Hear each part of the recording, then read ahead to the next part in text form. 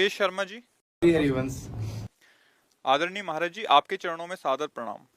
महाराज जी, मेरा प्रश्न यह है कि मन के भय को किस प्रकार दूर किया जाए और मन की नकारात्मक सोच को कैसे समाप्त करें और अपने मन को प्रिया प्रीतम पहली में बात कैसे हमें ये रखें। देखना है मन नकारात्मक सोचता क्यों है। नकारात्मक सोच को तब हम नष्ट कर सकते हैं जब हमें ये देखना होगा कि मन नकारात्मक सोचता क्यों है। पाप के कारण।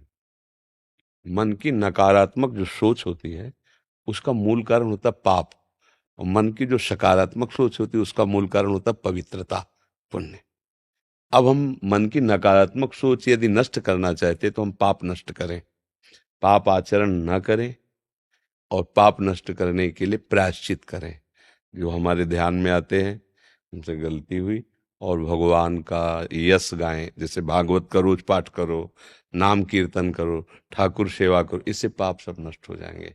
नाम संकीर्तनम यस्य सर्व पाप प्रणाश। जे ही निष्पाप हो गए ते ही उसका परिचय, आपकी सोच बढ़िया हो जाएगी। उसी को भाव कहते हैं। भाव में ही फायदा मिलता है। भाव गिर गया तो बाजार में सामान सड़ती है, भाव बढ़ गया तो बिक गया। ऐसे आपका भाव बढ़ जाए, आपकी सोच पवित्र हो जाए, आपकी सोच सकारात्मक आस्तिक हो जाए, उसके लिए भजन जरूरी है। पूर्व के मलिनताएं नष्ट हो जाएं। तब से नकारात्मक, मैं जा रहा हूँ कहीं रास्ते में एक्सीडेंट हो गया तो, ऐसे नहीं नकार, मैं ये व्यापार कर रहा हूँ कहीं घाटा हो गया तो, मैं उनसे मिलने जा रहा हूँ कहीं धोखा दे दिए तो, मतलब नकारात्मक सोचे हम। उसी से देखो, हम लोगों का क्या है, हम लोगों की यही पढ़ाई है। बचपन से हमने मन को ही पढ़ा है, औरों को नहीं पढ़ा, अपने मन को पढ़ा है। तो हमारा मन तुम्हारा मन एक ही है, पूरी सृष्टि का मन एक ही है, उसी परमात्मा से पैदा हो। तो हमने अपने मन को पढ़ा है, उसकी एक एक पन्ने को पढ़ा है कि ये बेईमान कहाँ से कैसे भटकता है, कैसे फंसाता है, कैसे डराता है, कैसे मुक्त करता है। तो जो हम जैसे बोल रहे हैं, तो हम तुम्हारी बातें थोड़ी बोल रहे हैं, हम अपने मन की बात बोल रहे हैं। जो हमारे मन में चला था उसी को पकड़ा है, वही बात हम बोले, तुम बोले हाँ। तो क्योंकि मन मन है ना, तो कनेक्शन तो वही। अगर चैनल एक जगह लग जाए तो करोड़ों टीवी में एक ही सीन आएगी, ले आएगी ना। हाँ, तो तीन चैनल हैं, सतोगुण रजोगुण तमोगुण माया के। तो ये तीनों मन पर फोकस डालते रहते हैं, उसी का रंग चढ़ता रहता है। इसी से ऊपर उठ जाए सो महात्मा, इसमें जो फंस गया वो दुरात्मा। माया का खेल है। नाम जप करो, भगवान की लीलाओं का गायन करो, और प्रभु की सेवा करो। घर में ठाकुर विराजमान करके, प्राय सब लोग करते, भाव से करो। और गंदे आचरण बंद कर दिए जाएं। जिनको अब गंदा बताना थोड़ी, सबको पता है गंदे आचरण क्या होते हैं। अगर नया तुम अन्न अच्छा के पैदा करोगे और पीछे वाले को जला दोगे तो बढ़िया खाने को मिलेगा। अब पीछे गोदाम में सड़ा हुआ अन्न रखा है और बाहर आप गंदी खेती कर रहे हो बमूल और कांटे की, तो खाने को आपको क्या मिलेगा, वही मिलेगा।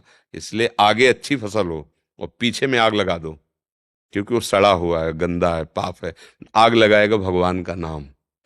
महान करुणामय प्रभु का नाम, प्रभु से भी बढ़कर करुणामय। राधा राधा जपो, कृष्ण कृष्ण जपो। जो आपको गुरु जी ने दिया, जो आपको प्रिय हो, वो नाम जप करो। और रोज भगवान की कथा भगवान को सुनाओ, उनके सिंहासन के सामने बैठ। एक अध्याय दो अध्याय, जैसे भागवत है ना, संस्कृत ना आती हो तो हिंदी से, हिंदी में एक अध्याय दो अध्याय, प्रभु बहुत प्रभु प्रसन्न होते हैं। हाँ, भगवान की चर्चा, भगवान को सुनाओ, सामने उनको बैठकर नाम कीर्तन करो, जय घोष करो, भोग लगाओ, आरती करो, अभी हृदय पवित्र हो जाएगा। जब कहीं नकारात्मक सोच होती है तो उसमें भगवान नहीं होते, देखना कभी भी। अब जैसे अब कि अगर जा रहे रास्ते में एक्सीडेंट हो गया तो भगवान है ना, बचाएंगे ना वो अब उस समय चूंकि पवित्र हृदय नहीं, तो भगवान तक सोचे नहीं पहुंच पाएगी, तो हम घबरा जाएंगे। कैसे जाएं, आज तो हमारा हमारा मन गलत कह रहा है, इसलिए कुछ गलत हो न जाए। वो आदमी भयभीत रहता है। ये आदमी हमारी तरफ देख रहा था, वो हंस रहा है किसी और बात से, अब हमें देख के हंस रहा था, मतलब ऐसा। अब वो मन आपको डरवा रहा है, मन आपको भयभीत कर रहा है, मन आपको, ये दंड है हमारे किसी कर्म के फलस्वरूप। मन हमको दंड दे रहा है, जला रहा है, परेशान कर रहा है। नाम जप करो, ठीक हो जाएगा। गुरु नाम भी करे और साथ में राधा नाम भी ले सकते। हाँ, और क्या, हाँ, सब गुरु के ही दिए हैं। अरे गुरु शब्द है, बताया ना कि एक चैनल में अगर करोड़ टीवी लगा दो तो ये आएगा ना दृश्य। तो गुरु शब्द एक ही है, एक ही गुरु है। गुरु शब्द अनेकों में लगा सकते हो, उसके रूप अलग हो सकते हैं, लेकिन शब्द तो एक ही ना, गुरु। तो ये भी तो गुरु का दिया हुआ है ना, राधा नाम। अगर हमें लग रहा है तो गुरु ही तो दे रहे ना। आप मान लो इधर गुरु ना मानो, तो गुरु शब्द है, वाहे गुरु बोलो, सदगुरु बोलो, गुरु बोलो। गुरु है ना, जय गुरुदेव बोलो। गुरु गुरु शब्द है, और जहां कोई भी नाम निकला है वो गुरु के ही मुख से निकला है। तो आप जो नाम प्रिय लगे स्वीकार कर लो, गुरु मुख का है ले। हाँ, राधा राधा। गर्व बजाज जी। जय श्री हरिवंश। राधा वल्लभ श्री हरिवंश महाराज जी, आपके चरणों में कोटि कोटि प्रणाम। महाराज जी, भक्ति की पहली सीढ़ी कैसे चढ़े? नाम जप, नाम जप करो। प्रथम भगति संतन कर संगा, है ने। तो संतों के संग से भगवान का नाम मिलता है। भगवान का नाम जप करो। पहली है श्रवण भक्ति, जो संतों से, तो संतों से क्या सुना जाता है? नाम, भगवान का रूप, भगवान की लीला, भगवान की महिमा। तो इसका परिचय तभी मिलेगा जब नाम जप करोगे। खूब नाम जप करो। नाम जप करते हो? क्या जपते हो? कभी राम नाम जप लिया, कभी राम नाम जप लिया। हाँ ठीक है। मिठाई है, कभी बर्फी खा ली, कभी पेड़ा खा ली, तो मिठाई ही है। नाम भगवान के ही है। अच्छा है, जपो। अच्छे। हरजीत सिंह जी। राधे राधे महाराज जी, आपके चरणों में दंडवत प्रणाम। महाराज जी, पिछले 2 महीने से आपके दर्शन यूट्यूब के माध्यम से करने का सौभाग्य मिला। तब से आपको लाइव देखने का बहुत अभिलाषा था। महाराज जी, मेरा प्रश्न यह है कि जब मैं ध्यान में बैठता हूं तो संतों की कृपा से स्वरूप के दर्शन करने को मिलते हैं, लेकिन मन में ख्याल बहुत आते हैं। ऐसा कोई उपाय बताएं जिससे मन में ख्याल आना बंद हो जाए और स्वरूप में और डूबना हो। स्वरूप का दर्शन अभी सही बात नहीं है। मन और स्वरूप दोनों बिल्कुल अलग हैं। अष्टधा प्रकृति में मन है और चिदानंद भगवद अंश स्वरूप है। जब स्वरूप का परिचय मिल जाएगा तो मन की सत्ता खत्म हो जाएगी। स्वरूप किसी और का नहीं, आपका है। स्वरूप आप, ये आप नहीं है, ये तो आपकी देह है, ये तो आपकी पोशाक है। आप हमारी बात को समझ पा रहे? जो सत है, जो ओंकार स्वरूप है, वो निरंतर चिंतन के प्रभाव से अपने स्वरूप का परिचय मिलता है। अपना स्वरूप जानते हो? अभी स्वरूप का आप संबोधन जो किए, वो किसी संत के या भगवंत के रूप से ले रहे हैं या अपने स्वरूप से ले रहे हैं? उत्तर दीजिए। आपको ध्यान में क्या दिखाई देता है? ख्यालों से मुक्ति मिलती है, तो बिल्कुल जैसे एम्प्टीनेस नहीं जिसको तो कह देते हैं। ख्यालों से मुक्ति किसको मिलती है? भाई देखो, अगर सही ढंग से चलोगे तो वास्तविक आनंद को प्राप्त हो जाओगे। नहीं तो फिर आपको लगेगा कि मैं आनंद में हूं, पर वो आनंद नहीं होता। ख्यालों से मुक्ति किसको मिलती है? अपने को। आप में तो कोई ख्याल ही नहीं। आपका जो स्वरूप है, मन में ख्याल होते हैं। जितनी बातें होती है वो मन में होती है। आपका जो स्वरूप है उसमें कोई वासना नहीं है। जो हमारा चिदानंद स्वरूप है, कोई उसमें कामना नहीं। संसार का उसमें प्रवेश नहीं हो सकता। संसार की कोई बात उसमें प्रवेश नहीं हो सकती। अभी आप अंतःकरण धर्म में तदात्म होकर बोल रहे हैं। स्वरूप शब्द बोले इसलिए तुरंत हम उसको ज्ञान शब्द से संबोधन करते हैं। तो अभी आपको स्वरूप का बोध नहीं है। ख्याल केवल मन का विषय है। ख्याल माने जानते हो क्या होता है? संकल्प विकल्प होना। किसी विषय का चिंतन करना, किसी बात का चिंतन करना, अच्छी बात का चिंतन करना, बुरी बात का चिंतन, ये दोनों बातें शांत हो रही हैं कुछ क्षण के लिए, ये कृपा है। पर अभी स्वरूप में नहीं है। क्योंकि अगर स्वरूप में है तो आपका ये जो प्रश्न है ये संगत नहीं बैठता है। संगत तब बैठता है जब एक बार स्वरूप का बोध हो गया तो मन खत्म हो जाता है, मन मर जाता है, उसमें ख्याल करने की सामर्थ्य नहीं रह जाती। वो ब्रह्म स्वरूप हो जाता है मन। जब स्वरूप का अनुभव होता है, वो अनुभव का विषय वाणी में कोई शब्द ही नहीं कि उसका वर्णन कर सके। अब क्या करो? जो आपके गुरुदेव की वाणी में मार्ग लिखा है उस मार्ग को पकड़ो। नाम का कितना जप करते हो? महाराज जी कीर्तन करते हैं। जप कितना कर, ध्यान कितना करते हो? ध्यान रोज करते हैं महाराज जी। नाम का, हम नाम का कह रहे हैं।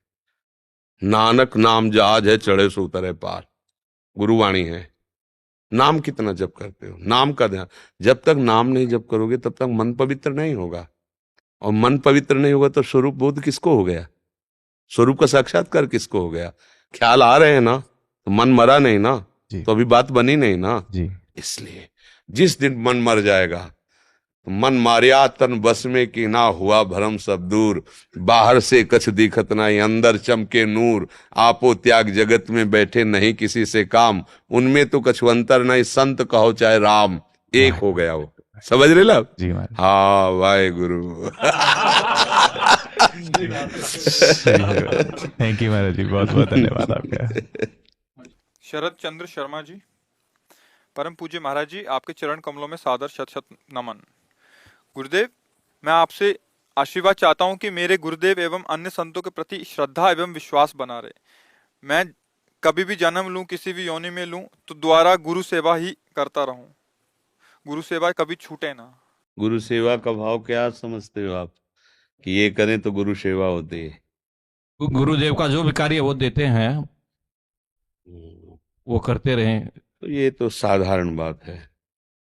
असाधारण गुरु जी की सेवा उनकी आज्ञा का पालन करना, उनके द्वारा दिया हुआ नाम मंत्र उसको निरंतर चिंतन में लाना, गुरु के कपड़े धो देना, गुरु को भोजन दे देना, गुरु के पैर दबा देना, ये बाहरी बात है, कोई खास नहीं है। गुरु की प्रधान सेवा क्या है, जिससे आपका वास्तविक गुरु प्रेम प्रकट होगा?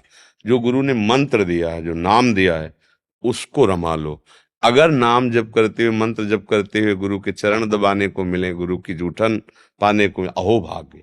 अगर नहीं तो, अगर नाम जप नहीं चल रहा, मंत्र जप नहीं चल रहा हो, आप गुरु के पैर भी दबा रहे हो, कपड़े भी धो रहे हो, तो भी आप गुरु का अपमान कर दोगे, आप गुरु की अवहेलना कर दोगे, क्योंकि तुम्हारे अंदर क्षमता नहीं आएगी।